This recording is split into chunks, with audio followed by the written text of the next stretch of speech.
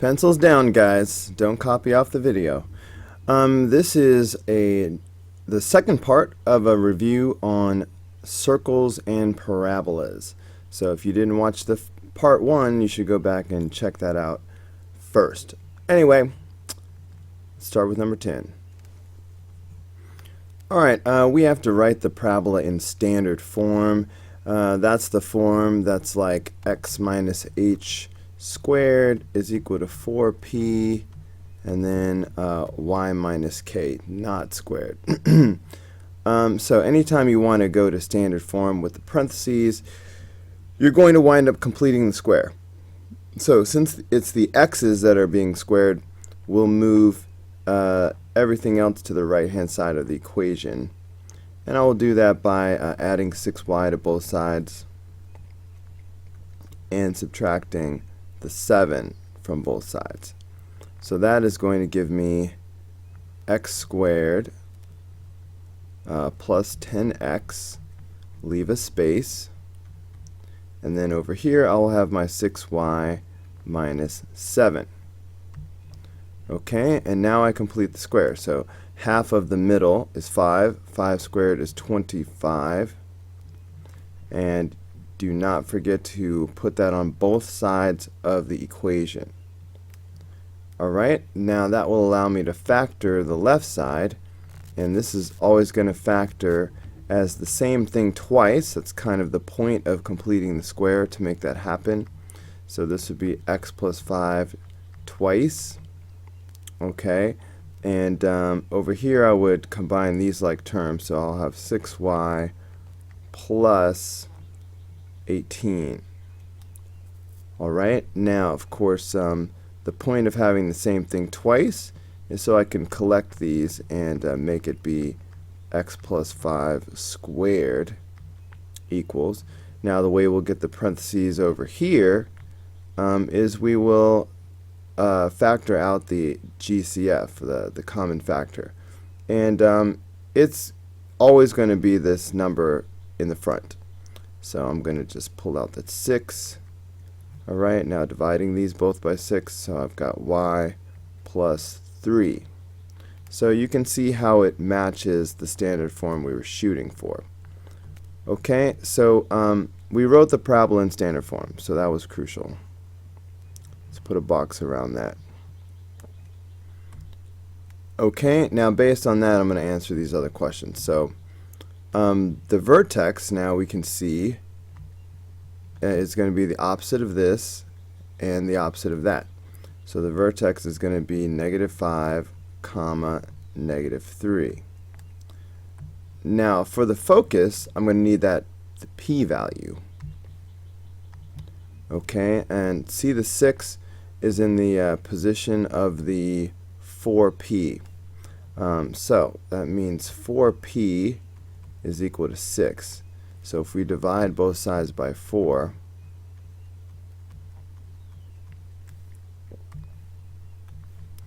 we're going to get p is 1.5. Alright, that tells us where to put the focus.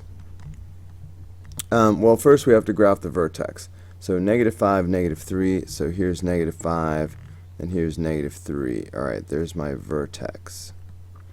Now, oh yeah, we also, we need to decide, does this parabola open up, down, left, or right? And the way we remember that is, first we remember the first parabola we ever met was y equals x squared. And back in freshman year or like 8th grade, we learned that y equals x squared was a parabola that looks like this. So if x is squared, then it'll either be up or down if we have a negative involved. If it was ever y squared, then that would be your sideways parabola. Okay, but x is being squared, so we know it's either up or down.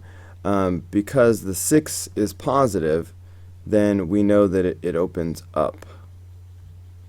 Alright, so we knew it would be up.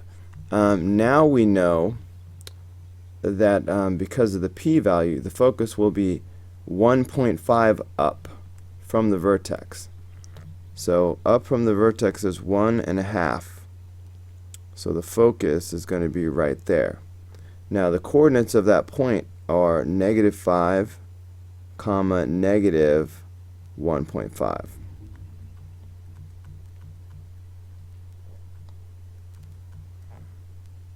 Okay, it's just a coincidence that that has anything to do with the p-value.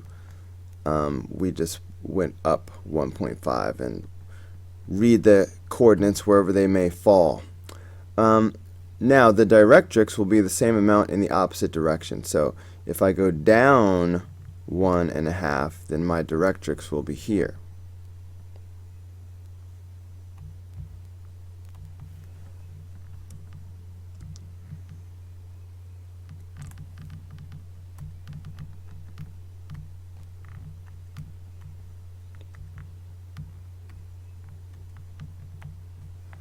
Okay, so the coordinates, not the coordinates, the equation is going to be y equals, all right? Horizontal lines are always y equals.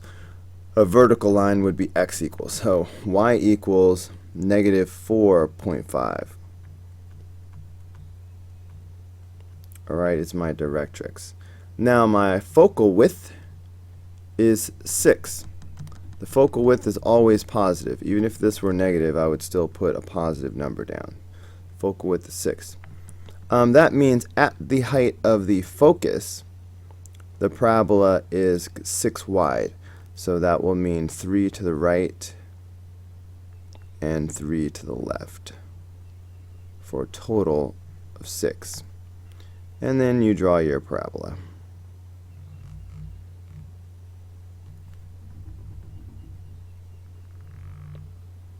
Alright, please remember to make your parabola go all the way to the end of your graph.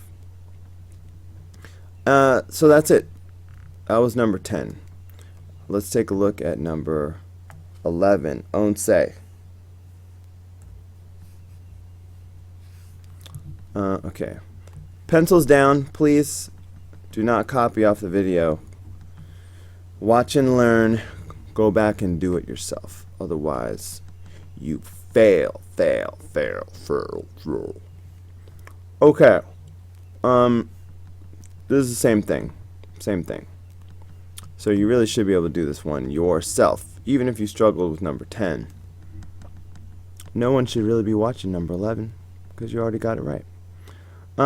So notice that the y's are squared this time.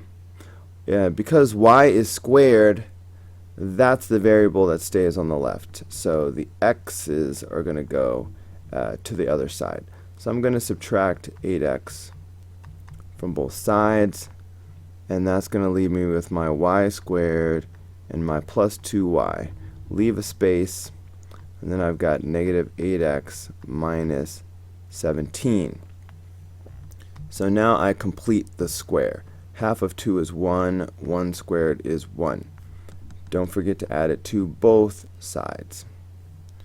So now I can factor this. Okay, this is going to factor as y plus 1 twice. And over here I have -8x minus 16, combining these like terms. Alright, now this will be y plus 1 squared, and pulling out the -8. Alright, factoring that out, I will have x plus 2. Okay, -8 times positive 2 is -16. It's got to be a positive 2. Okay, so now we have our standard form. Genius. Let's put a box around that. Alright, let's decide, is this going to be up, down, left, or right? Well, notice that the y is squared. When the y is squared, it's sideways. Because it's negative, it will be to the left. So I would definitely write that down. Now let's go ahead and decide what the vertex is. Now the vertex is going to be the opposite of these, but be very careful. These are out of order. So the x coordinate of the vertex must come from the x part of the equation. So the x value will be the opposite of this. So negative 2 comes first. And then the y-coordinate of the vertex will be the opposite of this, so negative 1. Okay, so the vertex is negative 2, comma negative 1, even though it's sort of backwards. So, graph that. So negative 2, negative 1 is here. Now, to find the focus, we need the p-value. We know that 4p is equal to this negative 8. So we will divide both sides by 4.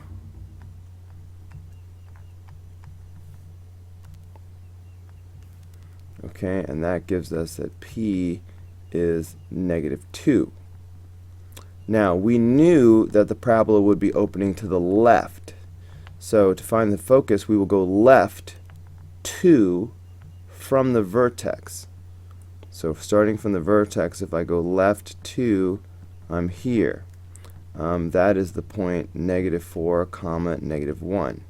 Now if I want the directrix, I will go the same amount in the opposite direction from the vertex. So it'll be here.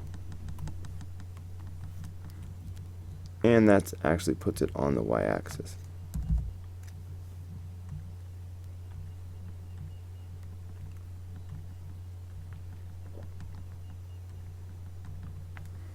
Okay, and the coordinates of that directrix, no, I keep saying coordinates, the equation of the directrix. A vertical line is always x equals something. So in this case, that's x equals 0, because it's right on the line. Now, the focal width. So the width of the parabola at the focus, and it's sideways, so the width is like this. The focal width is 8. Alright, width is always a positive number. So even though it says negative 8, for the focal width, I'm going to say 8. Okay, so that means up 4 and down 4. Okay, so I could put a point here and here. Okay, notice the width, the total width all the way across is 8. And you can draw your parabola from there. Make sure your parabola goes all the way to the edge of your graph. Do not stop it like here or something. Okay, kabam. That is it for number 11. The problems seem to be getting easier. So for this one, we're still supposed to graph, but they were nice enough to already write the problem in standard form for us, so we don't have to do all that work. Okay, great. So first, let's decide, will it open up, down, left, or right? If the x is squared, it's either going to be up or down.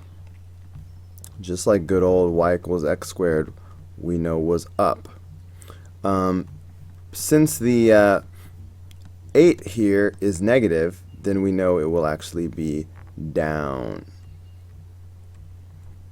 Okay, now the vertex is going to be the opposite of this and the opposite of that. So that's going to be 1, comma 2. Let's graph that. So 1, comma 2, there's our vertex. Okay, now the focus. To find the focus, we need to know the p value. So we know that 4p is this negative 8. So 4p equals negative 8. So dividing by 4, put your pencils down, by the way. If you have a pencil or pen in your hand, drop it. Just stop it. Okay, so we'll have p is equal to negative 2. Now we knew it would be down, so now we know it'll be down 2 from the vertex. So that puts us right here. So that's why our focus is 1, comma 0. Okay, the directrix will be the same amount in the opposite direction. So it'll be 2 up, so it'll be up there.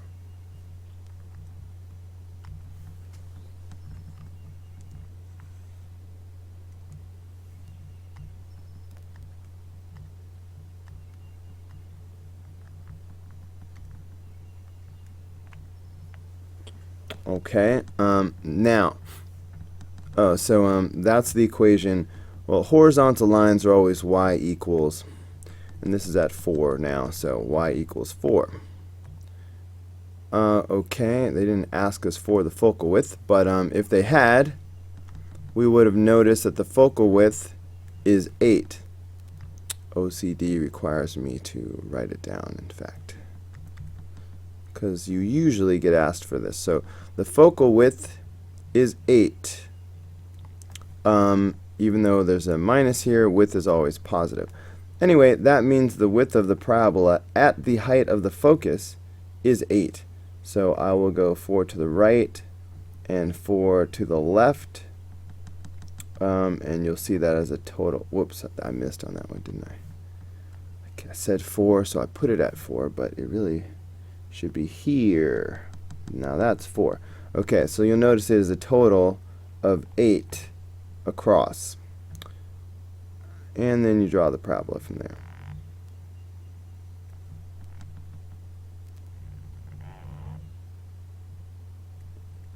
Alright, that's what number 12 should look like. Alright, looking at number 13, without a pencil or a pen in your hand, of course. Shame on you if you were breaking that rule. You see that the y is being squared. So is this going to be up, down, left, or right? Actually, before we answer that question, I'm just noticing that all of this stuff is on the left. So for standard form, we really need it to look more like this. Okay, where the squared part is on the left and everything else is on the right. Okay, so this entire part of the equation right here, all of this needs to be moved to the right hand side of the problem. So, technically what I'm doing is I'm adding 12 times the quantity x plus 2 to both sides. And so that's going to wind up as equals 12 times the quantity x plus 2. Okay, so I'm just going to do this though. So what we have is y minus 1 squared equals 12 x plus 2. Nothing happens to the sign on the inside when you do that, only the 12. Alright, anyway, now we can pick up from there. So the y is being squared. If y is squared, then we know it's one of these sideways parabolas. So either left or right. Since this 12 is positive, didn't look that way at first, did it? But since 12 is positive, it will be to the right. Okay, and now we can read the vertex. Now be very careful. The vertex is going to be the opposite of these, but remember that the x value has to come from the x part of the equation. So opposite of this will give me my -2. Opposite of this will give me 1. Okay, but it went sort of crisscross applesauce. So now let's graph that. So -2, 1 is right here. Time for the focus. For the focus, we need the p value. And we know that 4p is going to equal this 12. So dividing by 4, we discover that p is equal to 3. Alright, we knew it would be to the right. Now we know it'll be 3 to the right of the vertex. So that puts it here. So the focus is 1, 1. The directrix should be the same amount in the opposite direction from the focus. So that puts it here.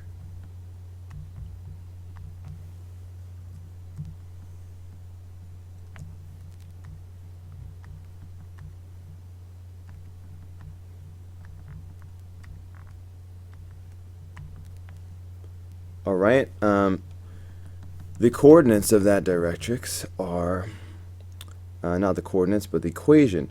A vertical line is always x equals a number, so this will be x equals -5. Okay,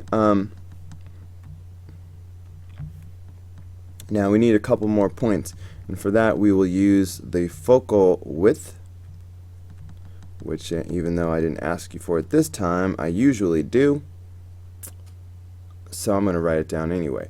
The focal width is 12. The focal width is always positive. Now that means the width of the sideways parabola here is going to be 12 at the focus. So right here the width should be 12, which means I should go 6 up and 6 down to find the edges of my parabola. And notice that would be a total of 12 focal width. And then that allows you to draw the rest of your parabola.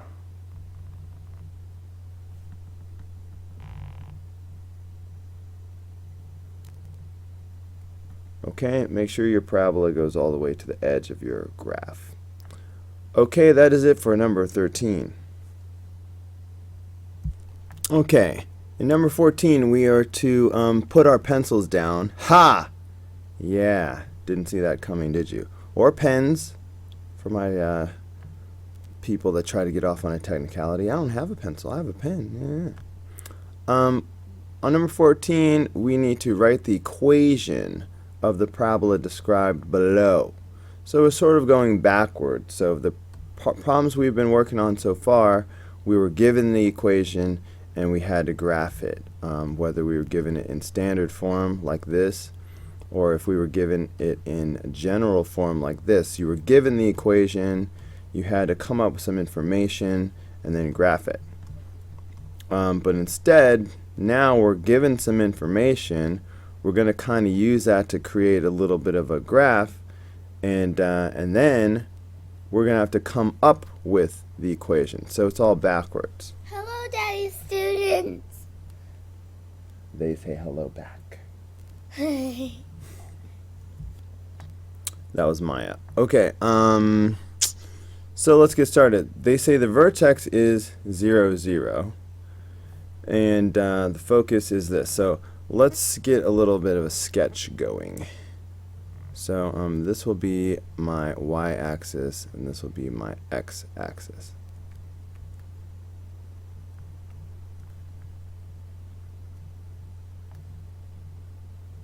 Okay, they say the vertex is at 0, 0, so that will be right there.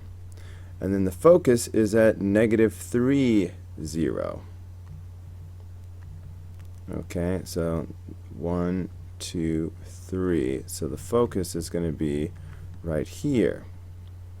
Alright, if this is the vertex and this is the focus, right away that tells me that the parabola is facing in this direction.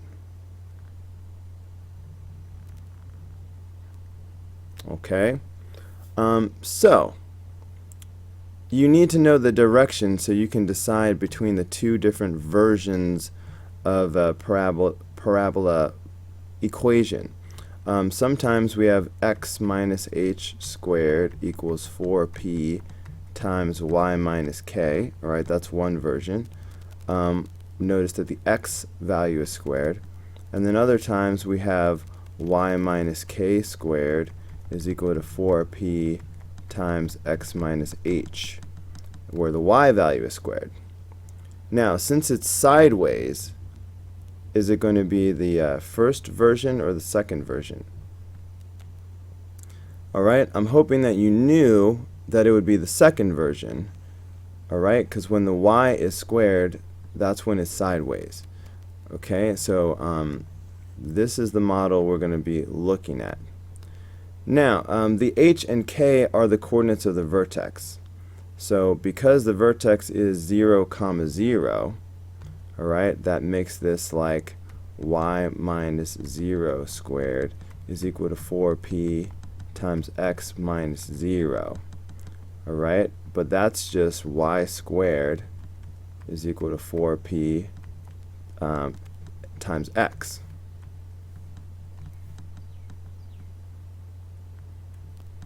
Okay, so this is what we have so far. Now, we're not allowed to leave p just sitting here. We need to know what p is so we can finish the equation. But you should know p just by looking at this picture that we've drawn. because the p-value is this distance from the focus to the vertex. So the p-value is -3. You know it's negative because going to the left. Okay? If it were going to the right, it would be positive. So the p-value is -3. So plugging in a -3 right here, then we have y squared is equal to 4 times -3x. So y squared equals -12x. So we were supposed to write the equation of the parabola, and we've done that. Okay, that's number 14.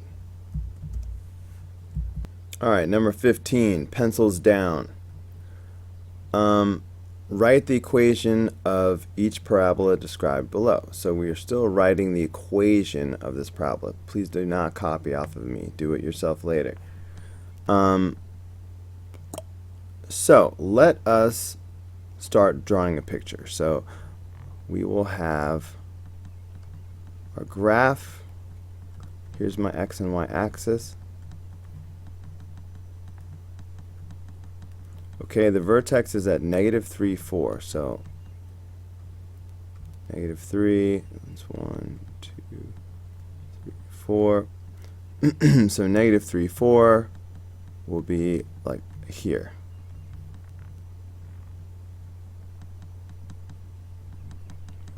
Okay, and the directrix is at y equals -2. Now, y equals is always a horizontal line. Alright, if it were x equals, it would be a vertical line. But so we know it's a horizontal line. And it's a horizontal line at -2. So that means the directrix is right here.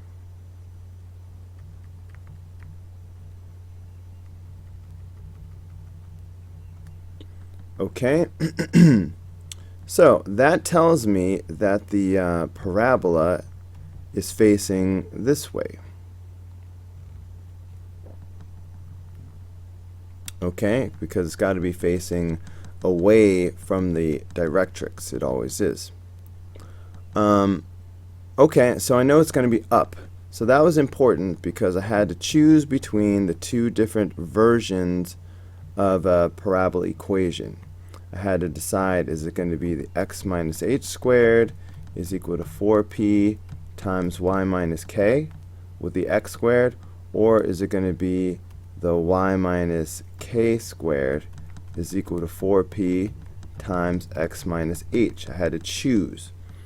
Now, because it's right side up, if it's up or down, then I know it's going to be the x squared version.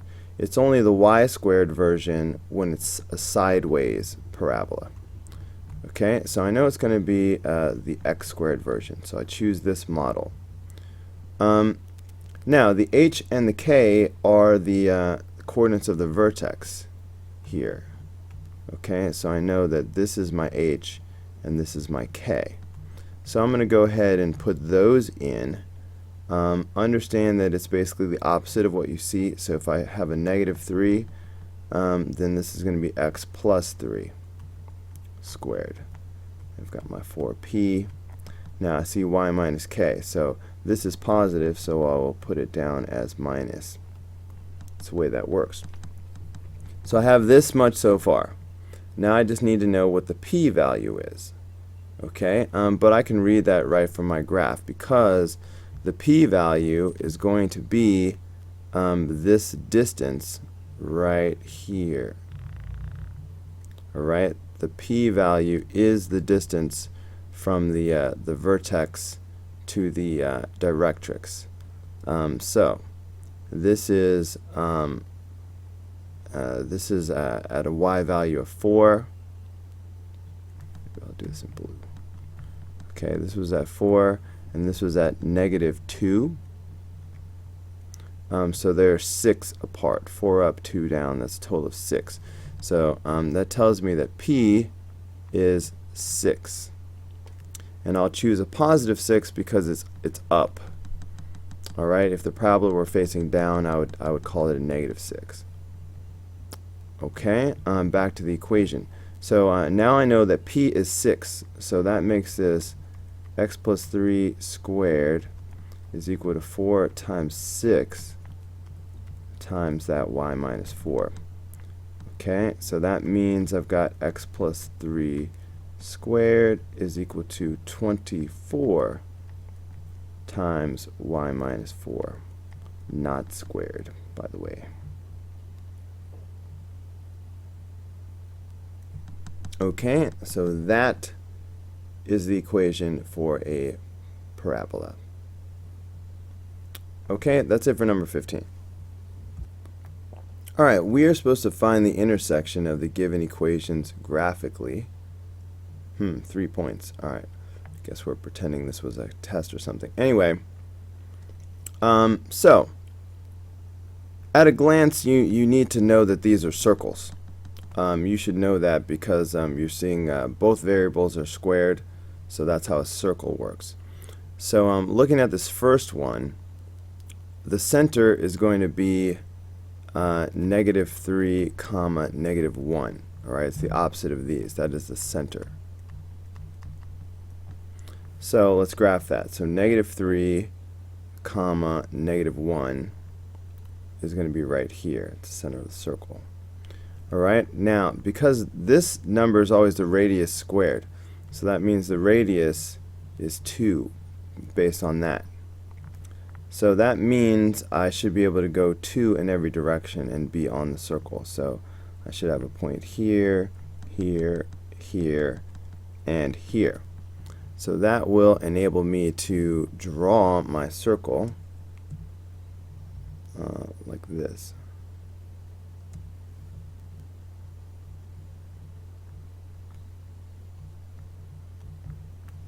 Okay, so there's circle number 1. Now we need to go ahead and draw the other circle and see where they intersect. Well, again, let's start with the center. So for this one, the center is going to be, once again, opposite of this and the opposite of this. Turns out to be the same thing. So -3, -1 again. This time the radius is 3. Again, because of the 9 is r squared, so the radius must be 3.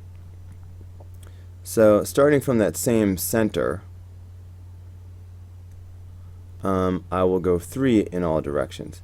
So if I do that, that's going to put me here, and here, and here, and here. So if I draw that circle,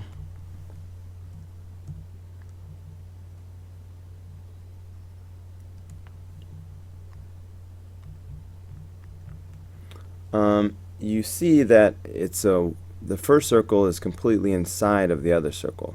So they don't actually have any points of intersection, so we can just put no solution.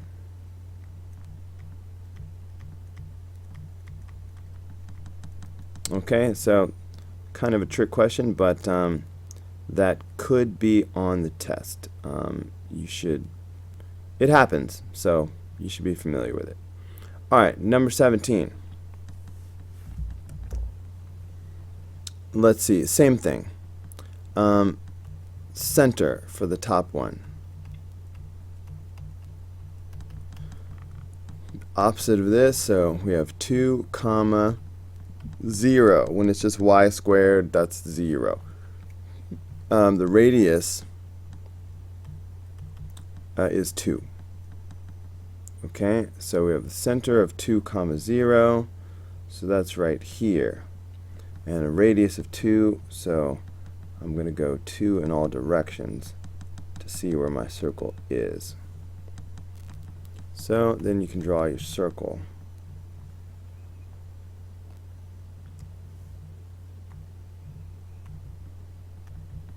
Alright, now let's do the other one.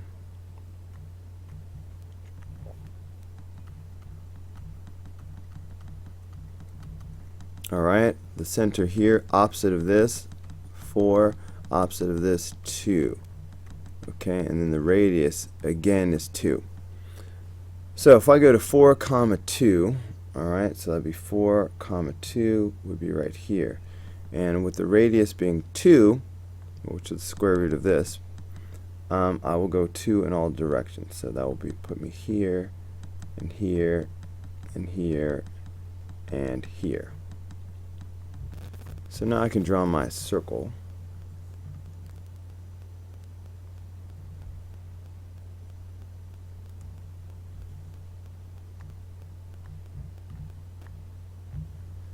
Okay. Now, hopefully you can see that there are 2 points of intersection. Okay, they intersect here, and they intersect here. So those are the solutions. So we will put 2 comma 2 is one of them.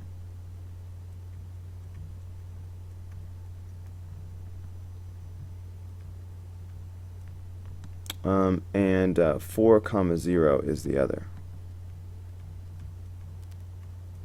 Okay, so that is the solution for number 17. Okay, where's number 18? Okay, so now we have to find the intersection, but this time we're going to do it algebraically. By the way, this first equation, is this a line, a parabola, or a circle? Alright, this is a circle, and you should know that because both variables are squared. What about the second equation? What's that? This is a line. You should know that because none of the variables are squared. If one of the variables was squared, like that, then it would be a parabola. Okay, so we have a circle and a line. So maybe they will intersect at 2 points, sort of like that. But there are other possibilities, of course. So let's find out what happens. Now, you have 2 choices when it comes to solving these systems of equations. You can either try to do substitution or elimination. So substitution is where you get one variable by itself and then you try to plug that back in. Or you can do elimination. That's where you set the 2 equations equal to each other and try to cancel out one of the variables. Since none of these terms are the same, you know, I have x squared and x and y squared and y, it would be very difficult to try to make any of these variables cancel out. So substitution is going to be our best bet for this.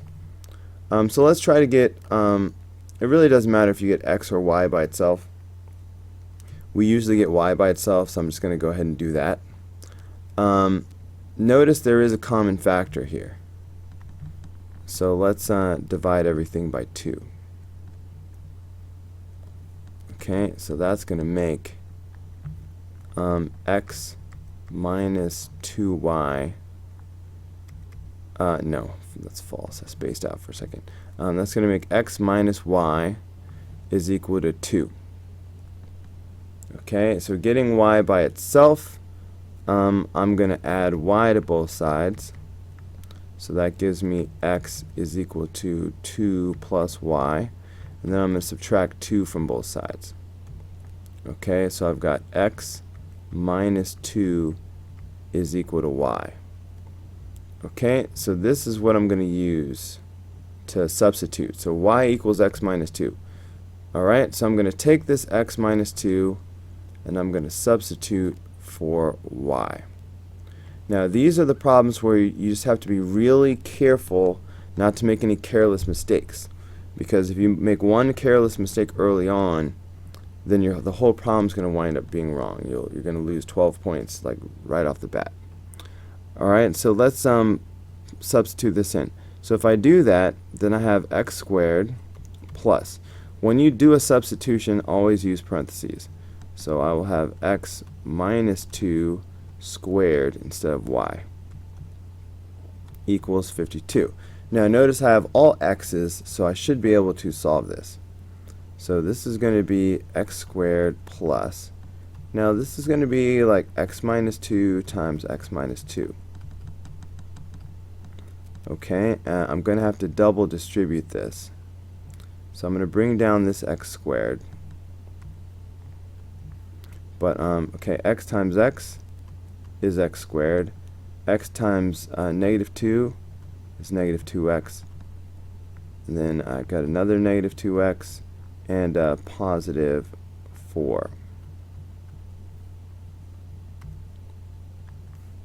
Alright, all that is equal to 52. So putting these together, I have 2x squared. Okay, putting these together, I have minus 4x. And then, you know what, while I'm at it, I'm going to want everything on the left. So let's go ahead and subtract 52 from both sides. Okay, so this is going to give me negative 48.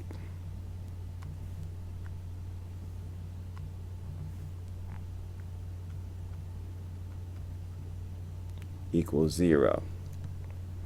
Now ultimately I want to factor this, but first I'm noticing there is a common factor, so let's divide everything by 2 just to make the numbers easier to work with.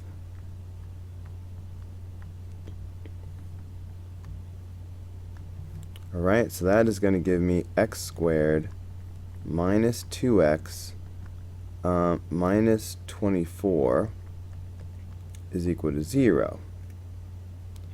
So let's see if this is factorable. So looking at that 24, okay, the possibilities for the 24 are it's either going to be okay, so it could be 4 times 6, or it could be 3 times 8, or it could be 2 times 12, or it could be 1 times 24. Alright, those are the possibilities. Now, keeping in mind that we're shooting for a middle of negative 2, I'm liking the 4 times 6 the best.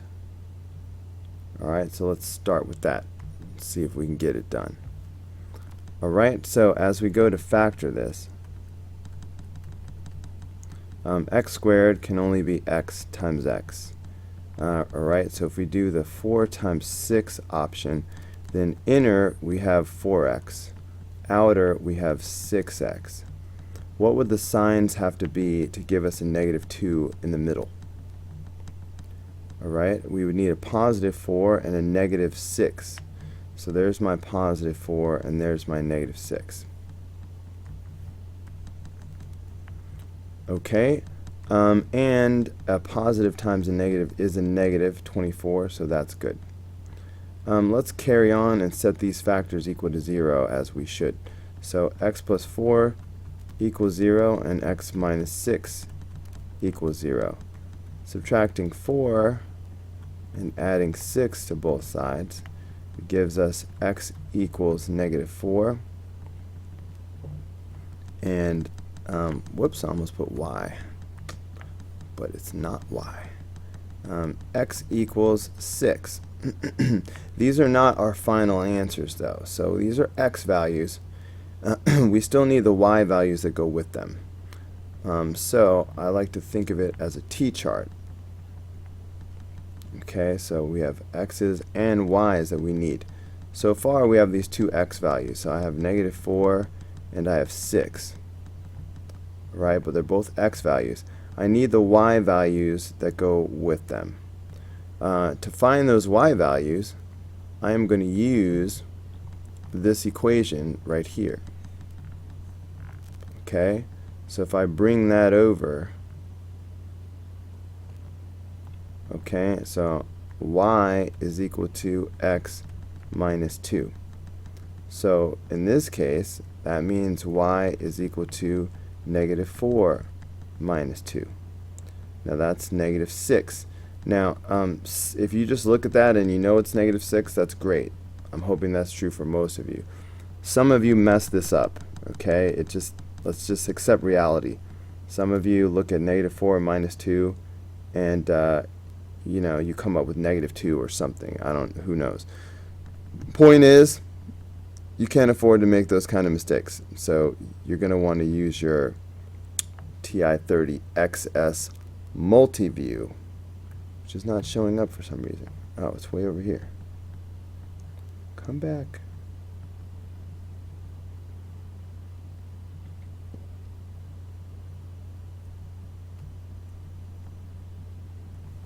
Okay, something's, my calculator's malfunctioning.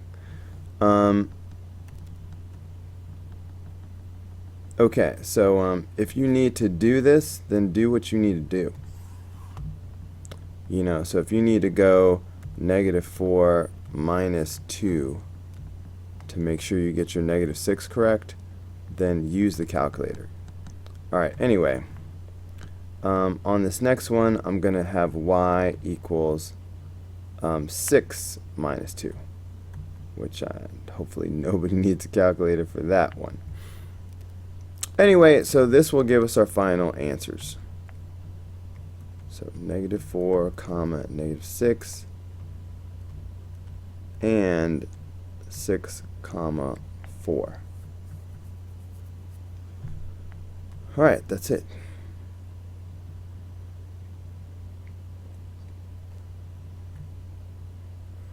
Okay, and that might have been it for the whole paper. Let me just back up and take a look. Yep, that was the last problem on this particular assignment. So, that's the end of this video. I hope it was helpful to you guys. I hope you didn't copy off of me either. I will see you on the next video.